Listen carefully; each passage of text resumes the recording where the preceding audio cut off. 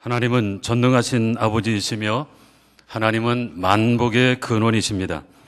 하나님은 이 땅의 모든 개인과 그리고 가정과 그리고 나라의 흥망성쇠를 주장하시는 하나님이십니다. 하나님은 자기를 의지하는 자들이 수치를 당하지 않게 하십니다. 하나님은 자기에게 구하는 자들에게 하늘과 땅의 모든 것을 선물로 주십니다. 하나님께서 개인과 가정과 국가를 번영하게 하실 때 무엇을 보실까요? 하나님은 어떤 사람을 축복하시고 어떤 나라를 흥왕하게 하실까요? 구약성경 시편 37편 3절은 이렇게 말씀합니다. 여호와를 의뢰하고 선을 행하라. 땅에 머무는 동안 그의 성실을 먹을거리로 삼을지어다. 여호와를 의뢰하고 선을 행하라 하십니다. 그리하면 그가 그 모든 사람들의 뜻을 이루시고 의를 빛같이 나타내시고 그 공의를 정오의 빛같이 하시겠다고 약속하십니다. 시편 112편 1절에서는 할렐루야 여호와를 경외하며 그의 계명을 크게 즐거워하는 자는 복이 있도다. 그의 후손이 땅에서 강성하게 하시며 정직한 자들의 후손에 복이 있을 것을 약속하십니다. 여호와를 경외하는 것은 지식의 근본이며 여호와 하나님을 사랑하고 그 말씀을 순종하는 것이 번영의 핵심 비결입니다. 그리하여 주께서는 우리에게 무엇을 먹을까 마실까 염려하지 말고 먼저 하나님의 나라와 하나님의 의를 구하라 하셨고 그러면 이 모든 것을 더하여 주시겠다고 약속하셨습니다. 개인과 가정과 국가가 번영하는 비결이 여기에 있습니다. 하나님을 경외하고 그 하나님을 의지하며 선을 행하는 것입니다. 마태복음 22장 37절에서 예수님은 말씀하셨습니다. 내 마음을 다하고 목숨을 다하고 뜻을 다하여 주 너희 하나님을 사랑하라 하셨으니 이것이 크고 첫째 되는 계명이라. 여러분 보이지 않는 하나님을 믿고 십자가에서 죽고 사신 예수님을 믿는다는 것은 참으로 신비한 일입니다. 아무리 가난하고 가진 실력이 없고 모자란 사람일지라도 이 믿음을 가지게 되면 형통하고 번성하기 때문입니다. 그들이 복을 받고 그들의 자녀가 복을 받습니다. 우리 대한민국도요, 반세기 이전만 해도 얼마나 가난하고 얼마나 비참하고 세계의 도움을 받고야만 살 수 있는 나라였는지 모릅니다. 그런데 이 복음을 받아들였습니다.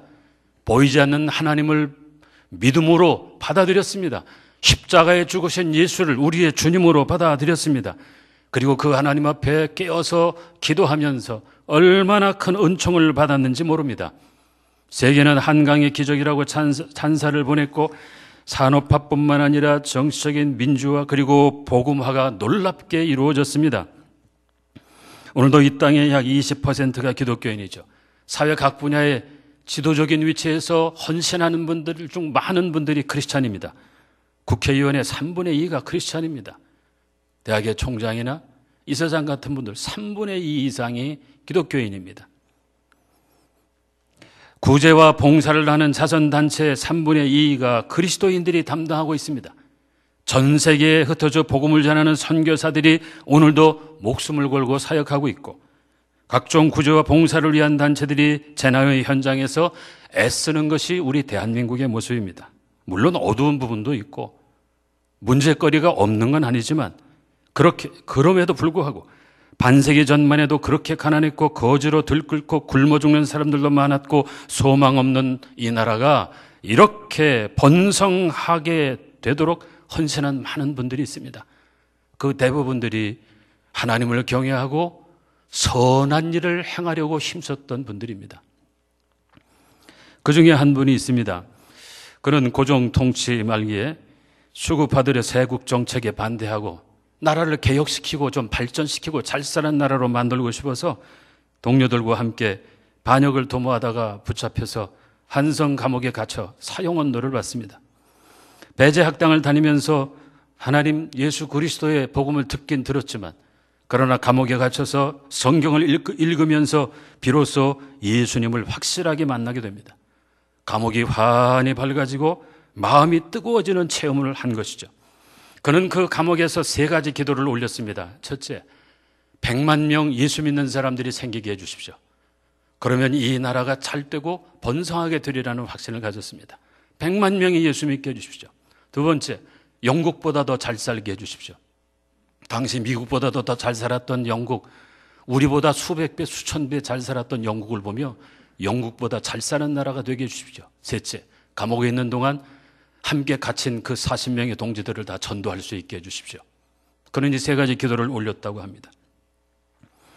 그가 결국은 그 감옥에서도 다 전도한 사람 중에 우리가 잘 아는 이상재, 또 저 해의에서 민족 자교를 외쳤던 이준 열사, 다 그때 감옥에서 전도받은 사람들입니다.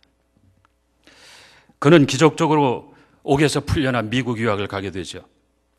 5년 만에 학사, 석사, 박사까지 다 마친 천재입니다. 미국의 좋은 대학에서 교수 자리가 왔지만 거절하고 귀국해 YMCA 대표를 맡습니다. 전국을 다니며 3,000회 이상 부흥 집회를 인도합니다. 이 민족이 예수님 앞으로 돌아오기를 외쳤고 이 나라가 일제로부터 해방되기를 힘씁니다. 해방 후 재헌국회에서 이 민족의 해방이 전적인 하나님의 은혜임을 고백하고 순서에도 없던 감사 기도 순서를 만들죠. 의원이었던 이윤영 목사로 기도하게 했던 것은 유명한 일화입니다. 그런데 기도하신 그 이윤영 목사님 의원이 감사 기도를 한 30분쯤 했다고 전해지고 있습니다. 공산주의와 맞서 싸운 공로도 있습니다. 복음 전파를 위해 기독교 방송국도 세웠습니다. 학교의 교목과 군대의 군목 제도를 도입했습니다. 그리고 그 토지를 반강제적으로 나누는 일들도 했습니다. 2만 명의 인재를 미국에 유학 보내며 인재를 양성하고 이 나라의 근대화와 복음화에 기여했습니다. 그러나 노년에 교만하여지고 일제 잔재를 청산하지 못하고 독재하며 선량한 사람들을 죽게 만들다가 결국은 조국에서 쫓겨나고 해외에서 비참한 인생을 마칩니다. 초대 대통령 이승만 씨 이야기입니다. 그런데 시간이 지나고 보면 그가 감옥에서 드린 기도가 다 응답이 됐습니다. 100만 명 이상이 예수 믿기, 그가 죽기 전에 100만 명 이상의 크리스찬이 생겼습니다. 우리가 영국을 경제적으로 능가한 것이 2011년, 수출입 규모가 2011년 우리나라는 드디어 영국을 능가하게 됩니다. 감옥에서 드렸던 기도, 그가 정결한 마음으로 하나님을 경외하며 선을 행하기를 원하며 올렸던 그 기도를 하나님께서 들으시면서 이 비천하고 이 작은 땅에 긍휼을 베푸셨습니다. 하나님은 전능하시며 만복의 근원이 되시며 개인과 가정과 나라의 흥망성쇠를 주장하십니다. 개인과 가정과 국가가 번영하는 비결은 여호와를 의뢰하고 선을 행함에 있습니다. 오늘 본문에 나타난 세 사람을 생각하면서 여호와를 의뢰하고 선을 행한다는 것이 구체적으로 어떤 것인지를 함께 나눠봅니다. 첫 번째 여호야다입니다. 그를 한마디로 평가한다면 그는 하나님께 가까이 있었던 사람입니다. 하나님께 찰싹 달라붙어 있던 사람입니다. 오늘 본문은 그가 130세에 죽었다고 했습니다. 제사장으로서 하나님의 성전에서 섬기는 일을 하다가 130세에 늙어 죽었는데, 그런데 특별한 것은 다윗성 여러 왕의 묘실 중에 장사되었다는 것입니다. 그는 왕이 아닙니다. 왕 아닌 사람이 어떻게 왕의 묘실에 장사될 수 있을까? 참으로 이상한 일입니다. 우리가 역대기를 읽어가다 보면은 왕들임에도 불구하고 죽어서 왕의 묘실에 장사되지 못한 사람들도 여러 명 있습니다. 왕이라고 다 들어간 것도 아닌데, 왕이 아닌데도 왕의 묘실에 장사 지낸 바 된 여호야다 제사장.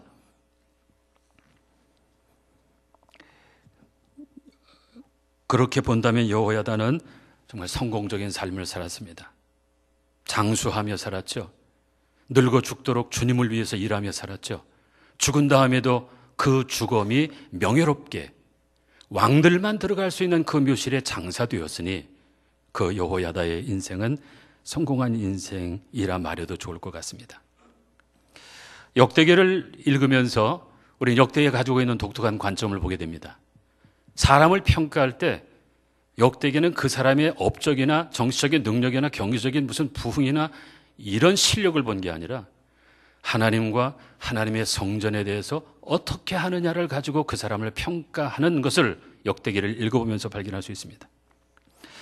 역대기의 특징 가운데 하나는, 역대기엔 참 이름이 많이 나오죠. 역대상 1장 9절부터 9장까지 여러분들 다 읽으셨습니까? 정직하게 정말 이름 한 글자도 안 빼고 다 읽으셨나요? 읽어도 우리는 도대체 그 사람이 누군지도 모르겠고 도대체 이 이름이 나한테 무슨 의미가 있는지도 정확히 알 수 없었어요. 저도 처음에는 그거 읽으면서 좀 지루했습니다. 그래서 그냥 눈으로 대충 스캔하고 그리고 한 페이지씩 넘어갔는데요. 왜 그렇게 많은 사람들의 이름을 열거했을까? 우리는 전혀 알 수 없지만 그러나 하나님은 아십니다. 그 한 사람 한 사람을 개인적으로 아시고 그 이름을 기록했습니다. 역대기는 이름의 바다입니다. 특별히 다윗이 강조되고 있습니다. 다윗에 집중해서 역대기는 다윗의 후손들이 왕이 된 역사를 기록하고 있습니다. 남왕국 유다의 역사입니다. 그리고 역대기는 예배를 강조하고 성전을 강조합니다. 성전을 소중히 여기는 왕을 높입니다. 성전을 정결하게 한 왕들의 업적을 높이 올립니다. 그런데 성경은 여호야다를 향하여 이렇게 평가하고 있습니다. 이스라엘과 하나님과 그의 성전에 대하여 선을 행하였습니다. 그것이 가능했던 이유는 그는 정말로 하나님께 가까이 있었던 사람, 가깝다 못해 하나님께 꼭 붙어있는 사람이었습니다. 그 근거가 역대하 24장 14절 바로 앞절에 나옵니다. 14절에서 이렇게 되어 있습니다. 여호야다는 세상에 사는 모든 날에 여호와의 전에 항상 번제를 드렸더라. 사는 날 동안 항상 하나님께 번제를 드렸다. 하루도 쉬지 않고 하루도 빠짐없이 날마다 하나님 앞에 나아가 번제를 드렸다는 것입니다. 이것이 그가 하나님께 가까웠다는 증거며 그가 하나님께 붙어 있었다는 증거입니다. 번제가 무엇입니까? 번제는 의무적인 제사가 아닙니다. 속죄제는 죄 지은 모든 죄를 졌으면 누구나 당연히 드려야 할 것이 속죄제지만 번제는 그렇지 않습니다. 이건 선택적인 것입니다. 자원적인 제사입니다. 드리고 싶으면 드리는 것입니다. 그런데 그것을 여호야다는 평생 날마다 드렸다고 했습니다. 번제를 드리는 목적은 오직 하나님을 기쁘시게 드리고 싶어서 하나님께 충성하고 하나님께 헌신하기를 원하는 마음으로 하나님을 기쁘게 해드리려는 사람들이 드리는 제사가 바로 번제입니다.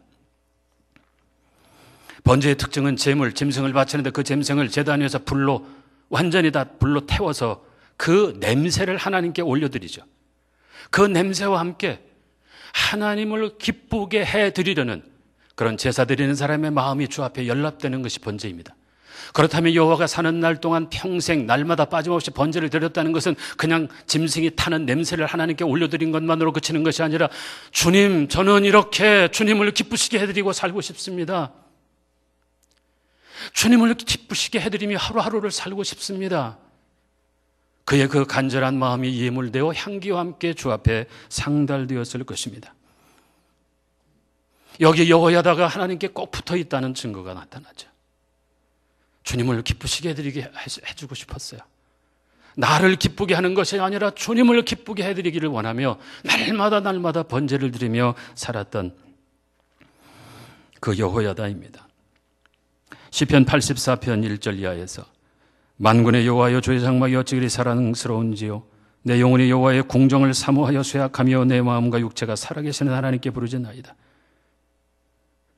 10절에 보면 주의 궁정에서의 한날이 다른 곳에서의 첫날보다 나은즉 악인의 장막에 사는 것보다 내 하나님의 성전 문지기로 있는 것이 좋사오니.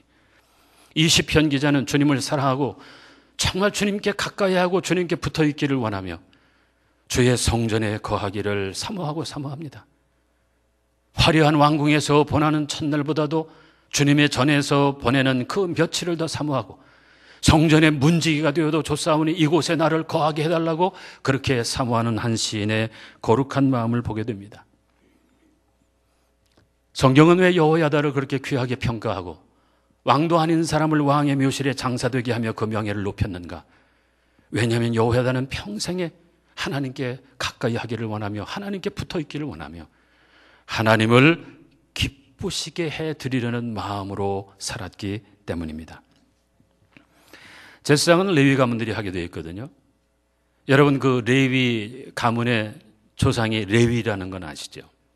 그 레위는 야곱의 아들, 세 번째 아들입니다. 야곱이 사랑한 여인은 라헬임이 분명하지만 그러나 이제 결혼은 그 언니하고 먼저 결혼식을 올리게 되죠. 그런데 레아는 야곱을 좋아했던 것 같아요. 근데 참 세상이 희한하죠. 내가 좋아하는 사람은 또 딴 여자 좋아하고 서로 이렇게 막 엇갈리는 모습들이 참 많지 않습니까? 근데 레아는 진심으로 야곱을 좋아했어요. 근데 야곱은 라헬을 좋아하니 참 비극이죠.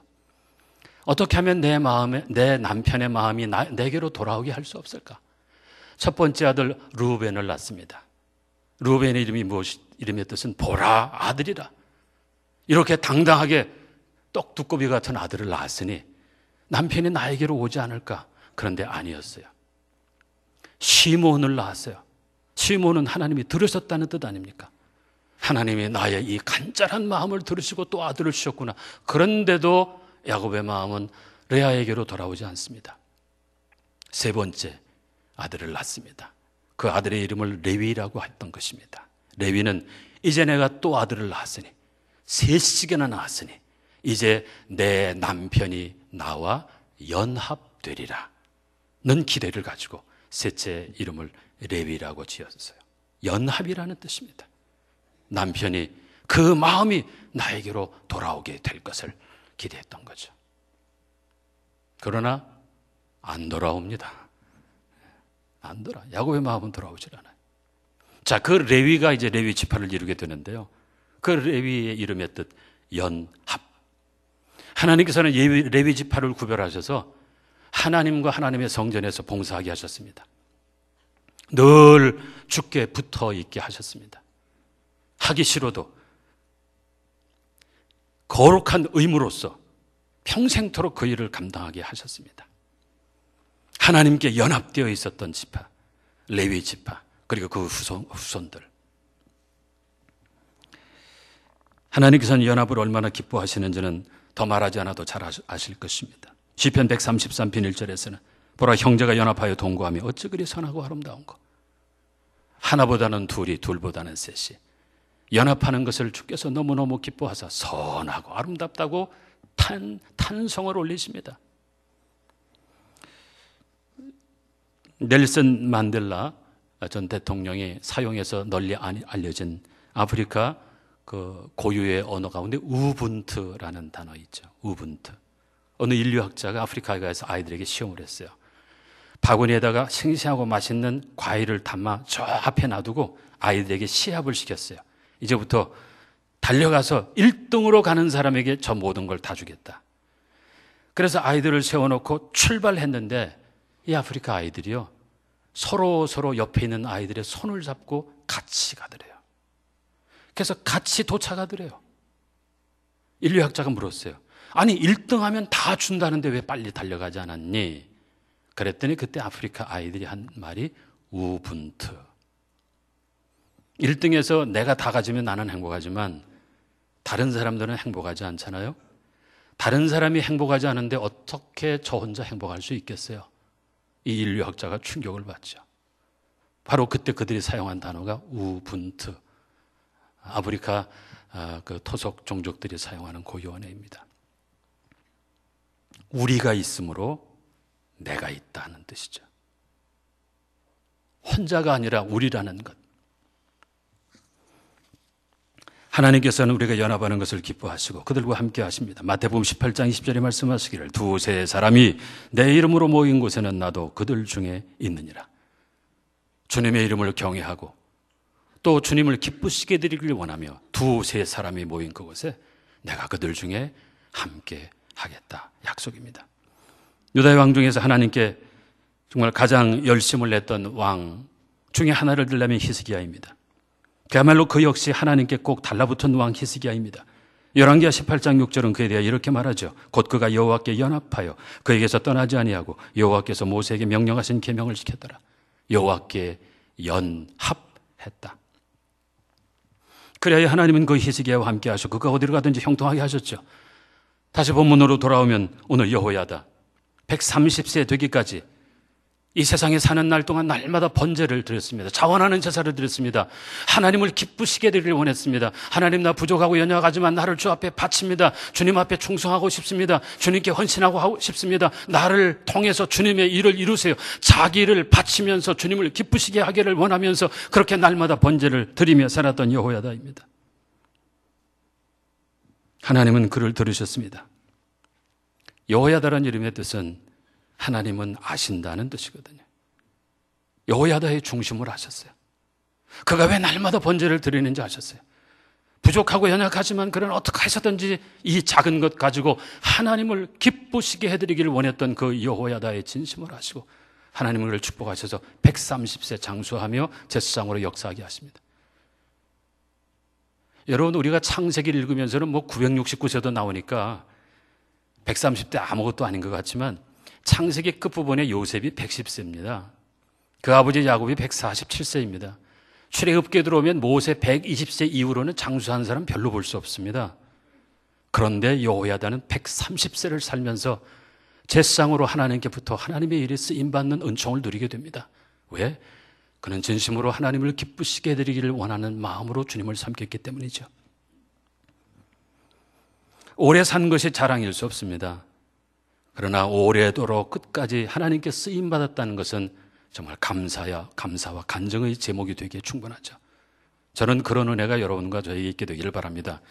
몇 살을 살게 될지는 모르지만 끝까지 여호야다가 그랬던 것처럼 날마다 하나님 앞에 번제를 드리며 자원하는 심령으로 주님을 기쁘시게 해드리기를 원하며 자신을 바쳐서 마침내 주님의 일에 끝까지 쓰임받는 행복이 여러분들과 저에게 있게 되기를 간절히 바랍니다.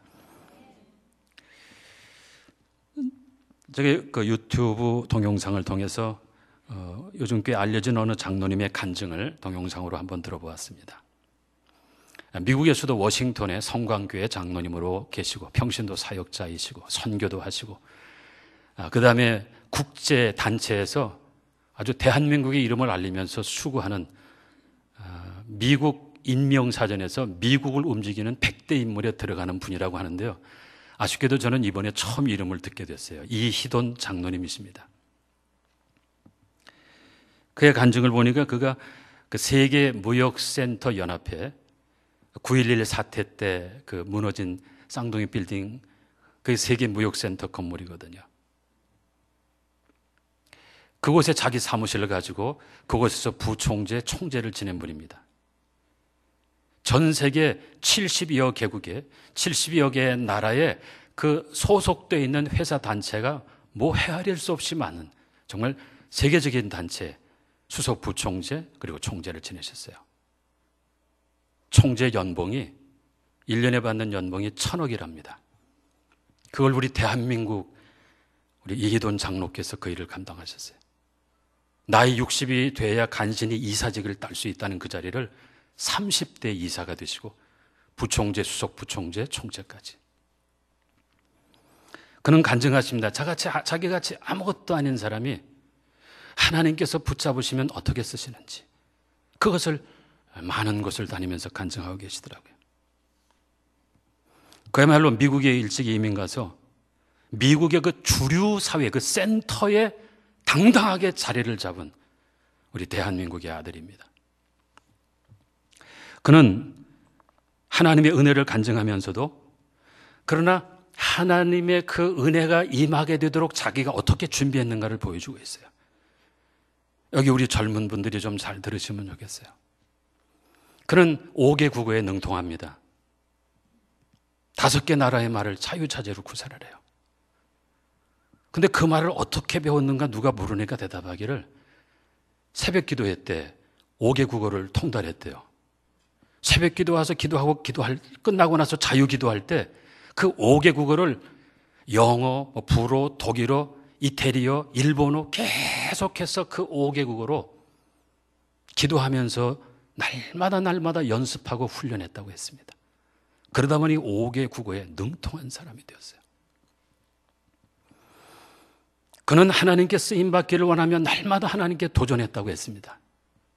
저는 그의 간증을 들으면서 또 글로도 보면서 그 표현 중에 하나가 마음에 와닿았어요. 이런 말을 해요. 하나님, 이래도 저를 안 쓰시겠습니까?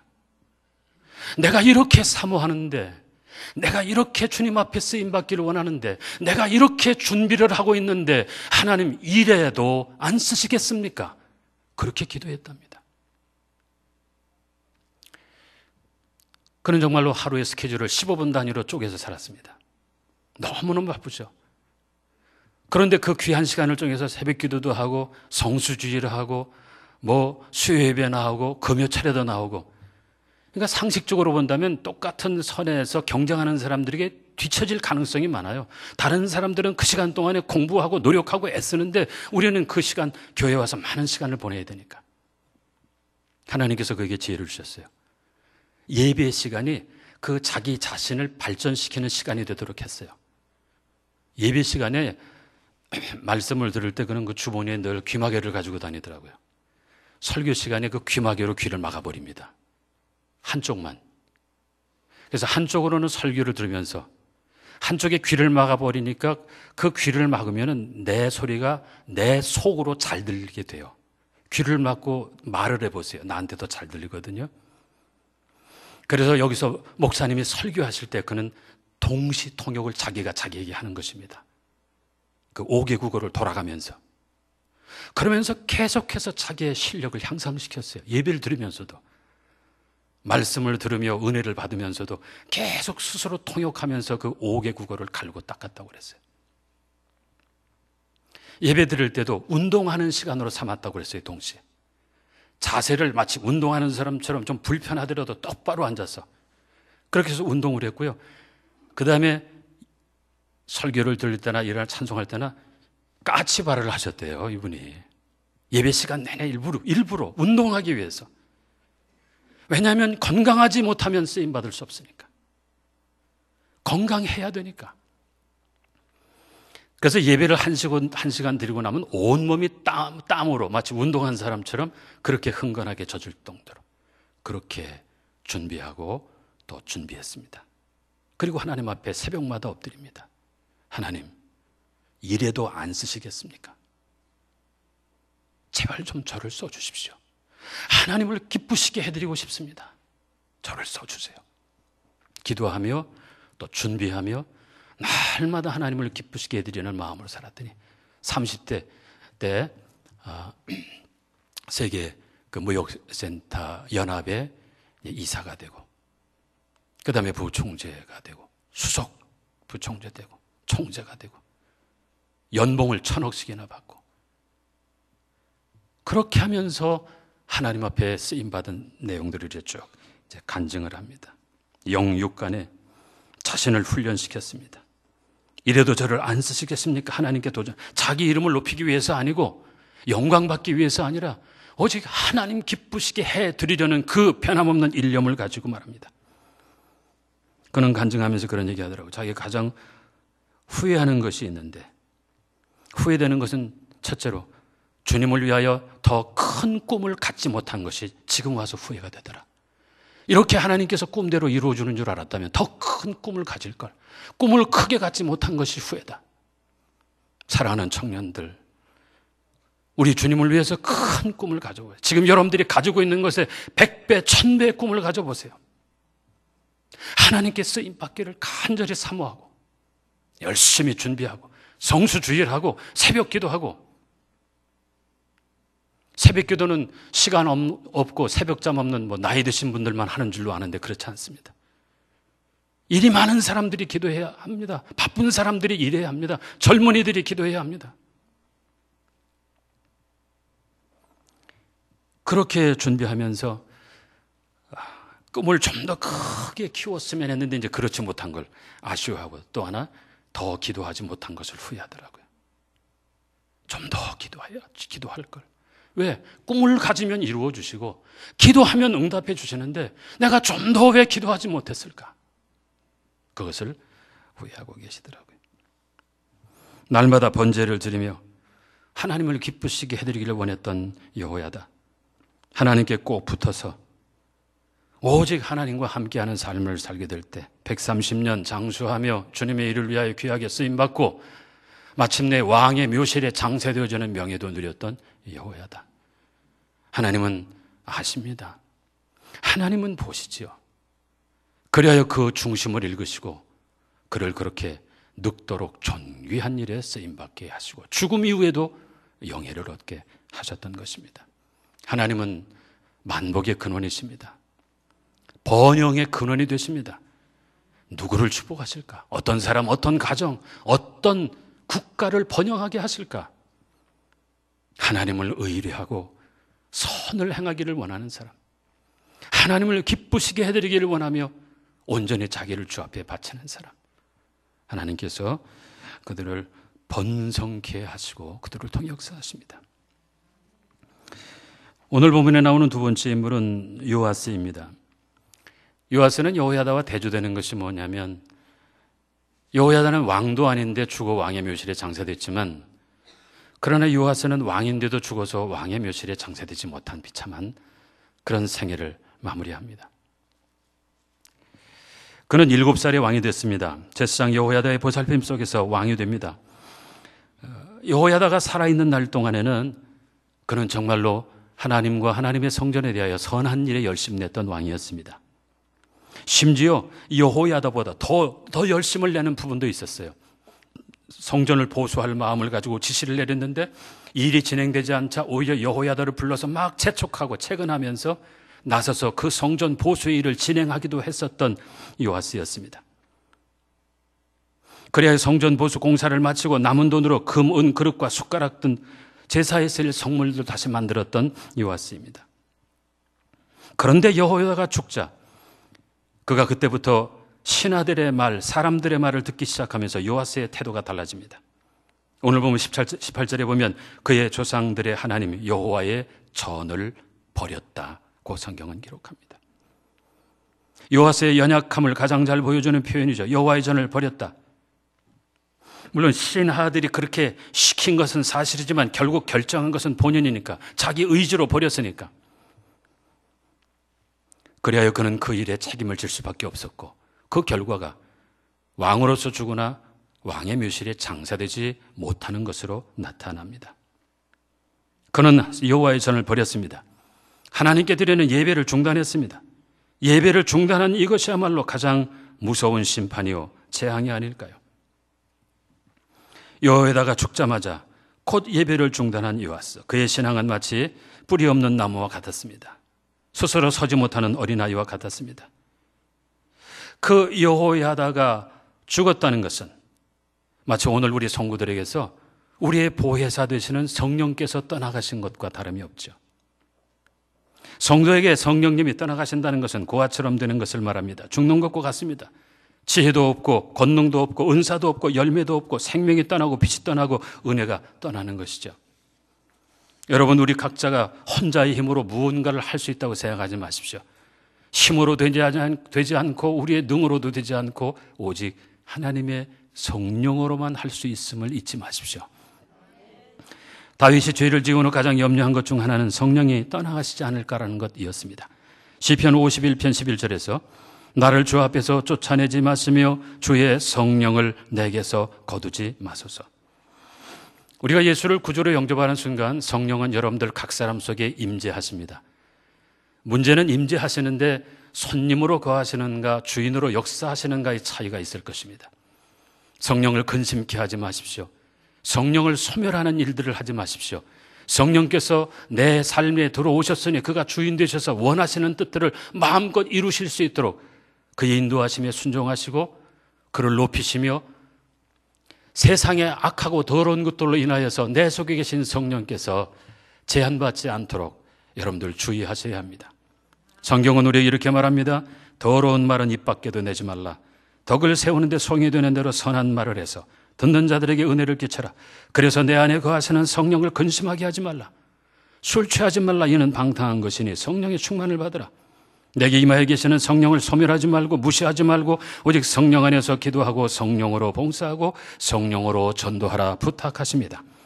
요아스는 처음에는 제법 잘했지만 나중에 비참하게 된 사람입니다. 하나님께 꼭 붙어 있지를 못했어요.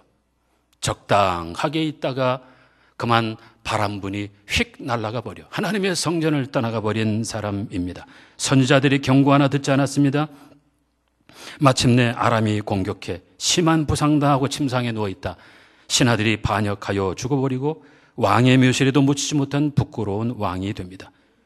스가랴 선지자가 경고한 대로 당신이 하나님을 버렸기 때문에 하나님께서 당신을 버리셨습니다. 선포합니다.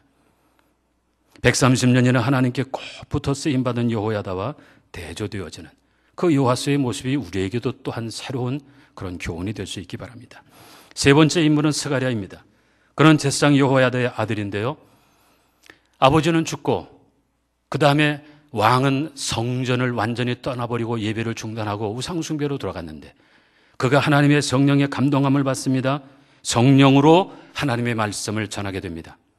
너희가 여호와의 명령을 거역하여 형통하지 못하게 되지 않았느냐? 너희가 하나님을 버렸기 때문에 하나님이 너희를 버리는 것 아니냐? 그러나 요하스는 그 말 듣기를 싫어했습니다. 그리하여 무리들을 충동해서 그 스가랴를 성전 뜰 안에서 돌에 맞아 죽게 합니다. 신약의 스데반 집사 생각이 나더라고요. 그리스도 예수의 부활의 복음을 증거하다가 사람들에게 돌에 맞아 죽었던 스데반. 그는 마지막 순간까지 무릎 꿇어 기도하며 주 예수여 저들을 용서하소서 기도했던 그의 죽음과도 같은 죽음이 바로 스가랴의 죽음으로 나타납니다. 그는 하나님께 분명 말씀을 받았습니다.